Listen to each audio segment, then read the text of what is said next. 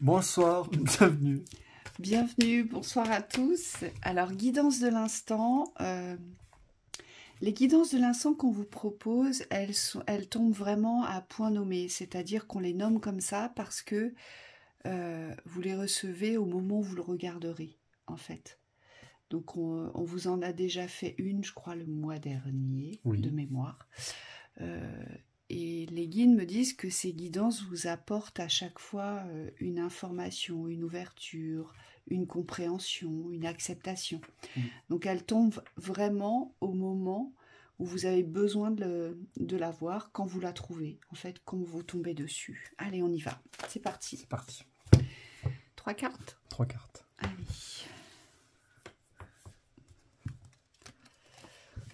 La peur. Ouais. L'épreuve. Moi, je rigole parce que j'ai avalé un chamallow avant la vidéo. Et du coup, c'était un peu brutal le truc. La peur, la lenteur, l'épreuve. Alors, ici, on vous dit que si c'est lent, c'est qu'il y a une raison. Alors, ça n'empêche pas d'avoir peur, bien évidemment. Il faut savoir que l'émotion de la peur est indispensable pour nous faire avancer parfois ou pour nous prévenir des dangers. Donc là, ce qu'on nous dit, c'est que il y a quelque chose qui vous semble lent dans l'épreuve. Donc peut-être que vous vivez quelque chose de très compliqué. Mais en fait, cette lenteur, elle est nécessaire. Donc il y a sûrement quelque chose à comprendre de cette lenteur. Et on me dit c'est associé à vos peurs.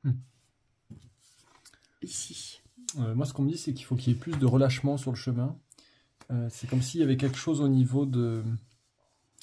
Je vois plus de fun, plus de joie, plus de relâchement. Et c'est comme si vous deviez quelque part être détaché un peu de ce cheminement pour pouvoir trouver une appréciation un peu différente. On me dit pour certains, vous prenez pas assez le temps de soit vous poser, soit avoir un autre regard. Un regard plus joyeux, plus pétillant. Oui, et je pense que c'est parce que vous ne regardez pas devant vous. En fait, alors attention, c'est pas un reproche, hein, ce que je vous dis, c'est un constat. Hein. Je pense qu'ici, la peur provient du passé, puisque vous regardez derrière vous. Vous savez, quand on regarde derrière soi, c'est parce qu'on a peur d'être poursuivi, on a peur d'être en danger, d'être mis en danger par quelqu'un, on a peur d'être agressé, d'être attaqué. Donc, il y a forcément des forces contraires qui vous retiennent vers l'arrière. Et c'est peut-être ça, ce sont très certainement ces forces contraires qui vous retiennent vers l'arrière et qui procurent une sensation, un sentiment de lenteur, parce que vous n'osez pas, et c'est pour ça qu'on a la carte de timidité, vous n'osez pas regarder simplement devant. Pas se projeter dans le futur, mais simplement regarder devant, parce qu'ici, il y a sûrement quelque chose à rompre avec la rupture. Et c'est jamais évident de rompre quelque chose. Et peut-être que cette rupture, vous la voyez comme une épreuve et non pas comme une libération ou un soulagement. Oui. Hein, c'est parce que vous regardez derrière, ici.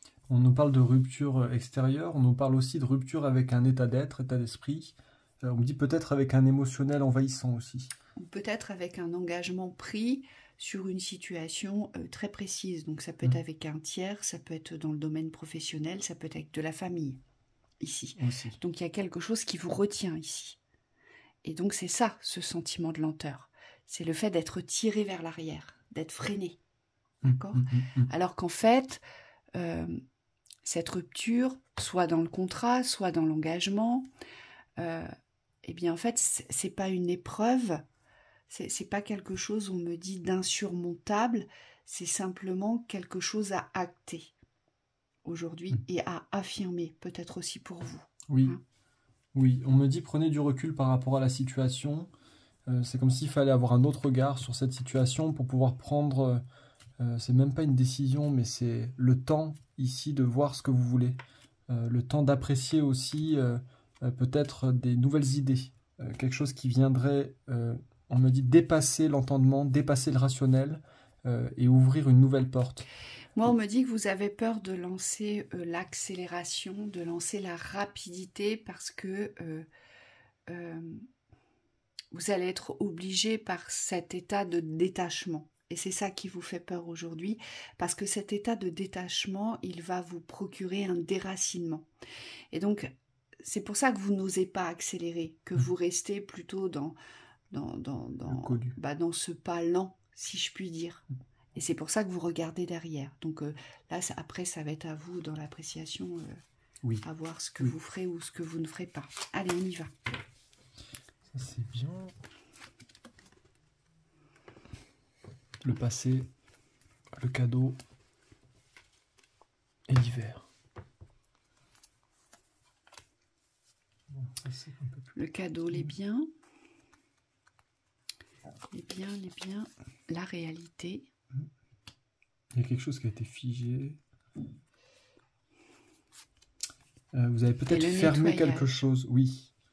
On me dit vous avez peut-être fermé quelque chose par rapport à la réception. Un robinet. Peut-être. Peut-être que ça coule plus. Voilà. Peut-être que la fluidité aujourd'hui dans le recevoir n'est pas là. Et ce qu'on vous dit, c'est que ça vient pas forcément du passé, mais vous avez placé le passé comme étant la cause ici. Et donc, vous n'arrivez plus à voir devant, on me dit, puisque tout ce que vous voyez, c'est cette idée du passé qui bloque. Alors, qu'est-ce que vous devez nettoyer ici ? J'en ai aucune idée. On me dit c'est quelque chose d'assez abstrait.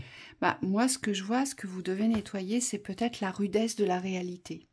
Peut-être qu'aujourd'hui, vous êtes confronté à une réalité qui vous paraît difficile, rude, compliquée, bloquante, enfermante, voire même peut-être.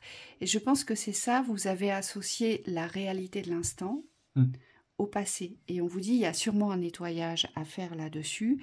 Et c'est comme ça que vous allez débloquer les cadeaux de la vie ici, en fait. Oui, on vous parle de pauvreté aussi à nettoyer. Oui. Peut-être que c'est un état d'esprit, on me dit, de pauvreté, ou alors carrément un état d'être au niveau de la pauvreté, quelque chose qui est venu gangréner, on me dit, votre état d'être, votre état naturel, et c'est comme si là, il y avait quelque chose à vous réapproprier par rapport à ça. Moi, on me dit, c'est un miroir à briser. Aujourd'hui, vous regardez ce miroir dans l'espace de vos croyances, vous croyez que c'est figé. Vous croyez qu'il y a quelque chose qui est figé dans la réception. D'accord ? Et ça part de vos croyances. Et on vous dit, c'est le miroir du passé qui est à briser. C'est-à-dire ne plus vous regarder dans ce miroir aujourd'hui. C'est un effet miroir. Vous n'êtes pas la répétition du passé. Exactement. Et il y a véritablement autre chose qui vous attend ici. Donc, armez-vous de force, d'accord ? Et acceptez qu'aujourd'hui, votre situation n'est pas figée. Essayez de vous le répéter. Oui. C'est important. La maladie. L'enfant. Ça fait mal, ça, le choix.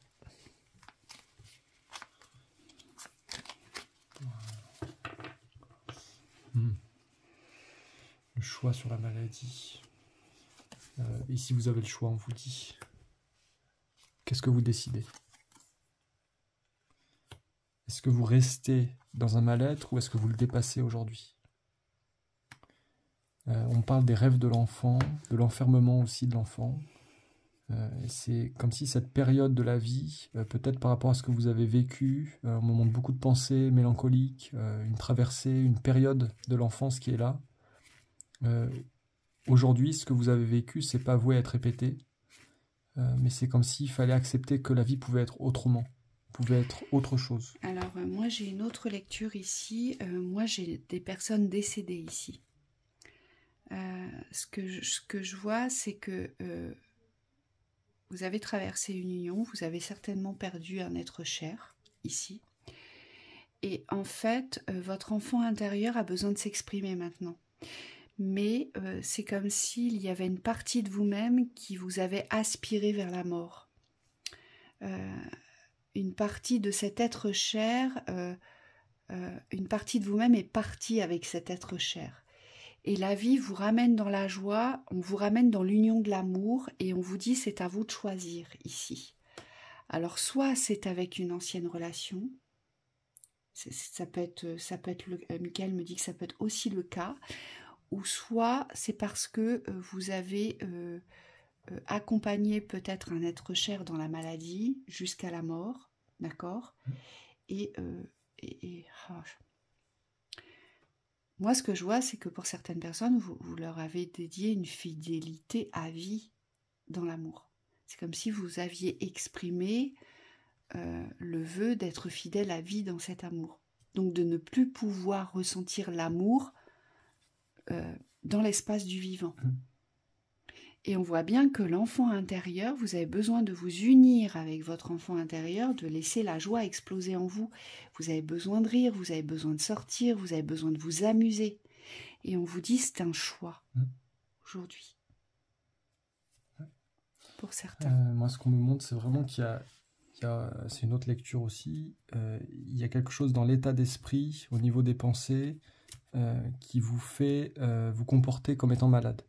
Et donc c'est ce choix-là que les guides vous invitent à faire, c'est aujourd'hui, est-ce que je suis réellement malade ou est-ce que c'est seulement le fruit de mon passé?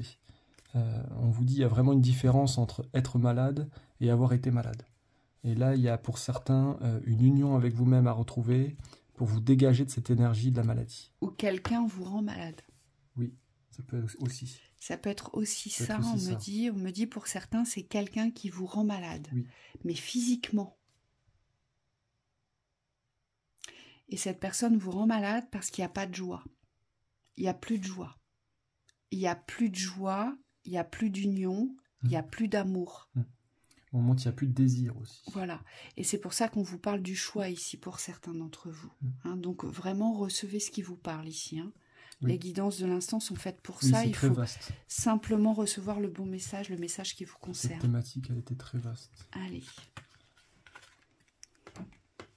Dernière thématique. La rupture, la mort. Déjà, ça fait combo gagnant. La trahison. La trahison. Alors, la mort, on ne vous dit pas maintenant. Vous n'êtes pas prêt, d'accord. Vous n'êtes pas prêt à fermer une trahison. Bon. Au moins, c'est clair. Oui, ça se voit, vous n'êtes pas prêt. Bon, écoutez, quand on n'est pas prêt, on n'est pas prêt. Ne vous torturez pas. Oui. Le but, c'est pas de vous torturer ici. D'accord? Pourquoi? Parce que là, vous traversez une phase d'incertitude et de perdition. Vous ne savez plus du tout quoi faire, où vous en êtes, comment le faire, comment aborder le sujet, comment vous sentir. Vous voyez, il n'y a plus de repères là, ici. Et on vous le dit bien, pas maintenant. Donc, si vous essayez de fermer quelque chose pour lequel vous n'êtes pas dans la certitude, on vous dit ça ne peut pas fonctionner. Donc, moi, j'ai envie de vous dire ici, prenez du recul, prenez le temps d'analyser la situation. Et on vous dit, attention, par contre, Alors, c'est plus que de la négociation, attention aux aspirations, on vous dit. Parce que dans ces situations-là, comme on n'a pas de certitude, on n'a plus d'ancrage, on ne sait plus à qui donner sa propre confiance, à qui l'on doit faire confiance, comment on doit se comporter, ce que l'on doit dire, ne pas dire, on vous dit attention à ne pas vous faire aspirer dans les besoins des autres. Oui. Pour moi, c'est la seule méfiance aujourd'hui dont vous devez vous prémunir. C'est de vous ramener vers vous et de ne plus vous confondre dans les besoins des autres parce que vous êtes déjà déraciné, vous traversez un cycle de perdition. Donc, si vous vous confondez dans l'autre, on me dit ça va prendre encore plus de temps. Oui. Et ce qu'on nous dit avec ça, c'est vraiment de ne pas parler vers les extérieurs. Oh, pardon. Excusez-moi. Alors, attendez, on va enlever ça. Voilà, excusez-nous. En fait, je voulais juste vous montrer qu'au deck, il y avait aussi la trahison. Donc là, on nous parle peut-être d'une trahison extérieure, mais vous savez que les trahisons extérieures sont simplement le miroir de nos propres trahisons. Hein. Donc c'est pour ça qu'on vous disait ne vous faites pas aspirer, surtout, parce que ça amplifierait la trahison de soi. Oui. Hein, donc oui, ici, il y a quelque chose à aller voir vis-à-vis de soi-même. On me dit quand il n'y a pas de clarification, de certitude intérieure, n'allez pas ouvrir des espaces ou négocier avec les autres, avec les extérieurs, puisque aujourd'hui le but c'est d'être clair avec vous-même sur l'espace de la trahison. Et ce qu'on me montre, c'est des personnes qui se créent des engagements vis-à-vis des extérieurs, là où il n'y en a pas. Il n'y a pas de besoin. Donc on vous dit fermez les engagements avec les autres et revenez dans l'espace de aujourd'hui ça va pas, je sais pas. Voilà, je suis pas prêt, je suis pas prête. Voilà, tout simplement. Et prenez le temps nécessaire ou demandez des conseils avisés aussi avec certaines personnes qui vous entourent. Si vous avez des personnes de sagesse, des personnes neutres aussi, prenez des conseils avisés. Mais ça ne reste que des conseils. Oui, qui auront une autre perspective de la situation. On me dit des personnes qui ne sont pas impliquées directement. Exactement. Donc voilà pour cette lecture. On vous souhaite une très belle soirée. Belle soirée.